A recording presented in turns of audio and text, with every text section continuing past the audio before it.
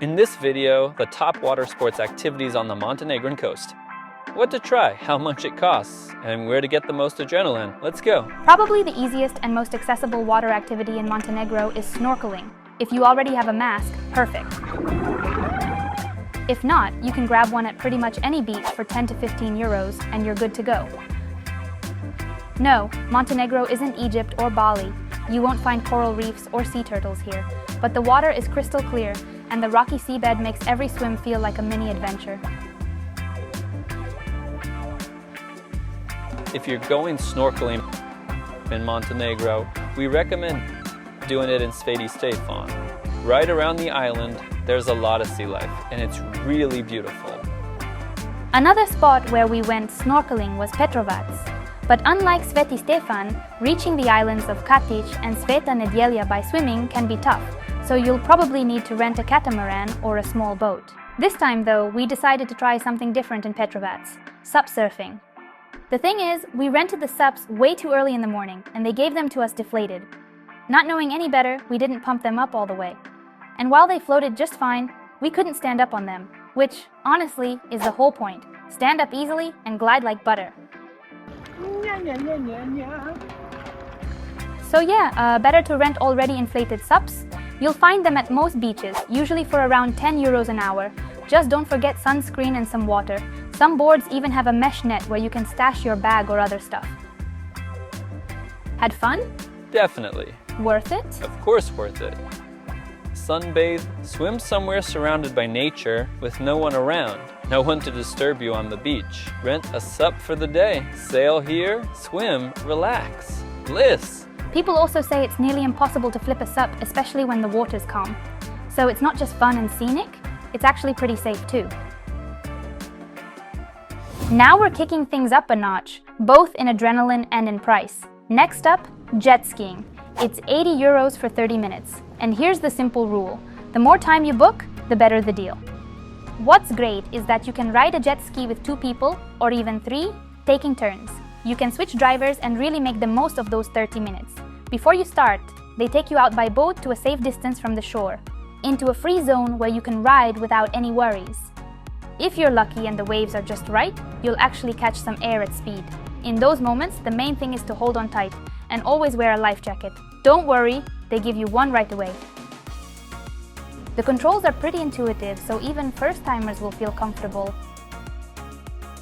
It's a great way to add some real excitement to your vacation.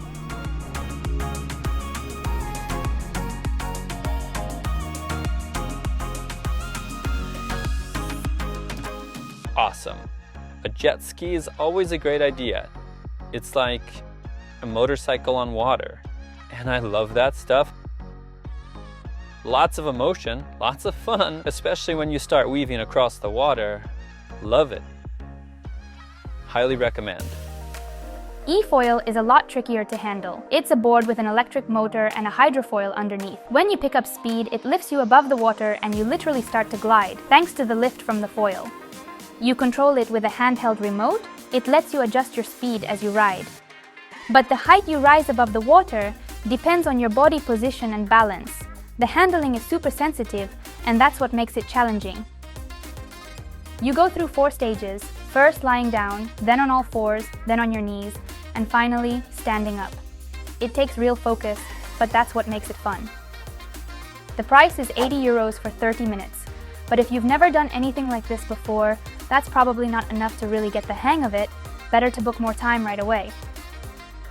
It's a great option for anyone who wants to put their coordination and reflexes to the test.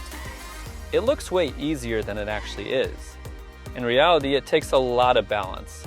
On a snowboard, you only balance left to right, though the technique is similar. But here, you also have to balance up and down, which is terrifying. You feel like you're flying 3 meters up, even if it's just a little bump, and then you fall. But it's super fun. Definitely recommend it. The next water activity, which takes just as much skill, is Wakesurfing. It costs 120 euros for 25 minutes. You ride a board on a wave created by a special boat, and the feeling is probably the closest you'll get to real surfing. With time, you can start learning tricks on the wave, but at first, it's all about getting a feel for it.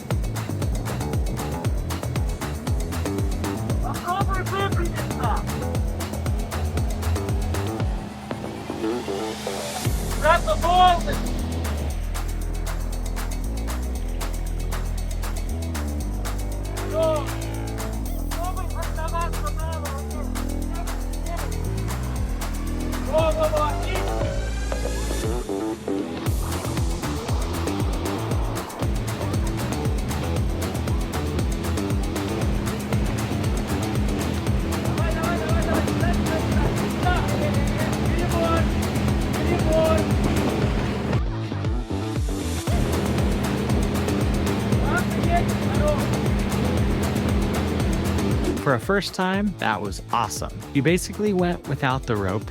Okay, for 3 seconds, but still. Whoa! So how was it, Stefan? My head is spinning. So cool. So cool. It's way easier than that eFoil, or whatever it's called. Easier? Yeah, easier. But because it's more like snowboarding. The guys are great, speak English, super friendly, explained everything.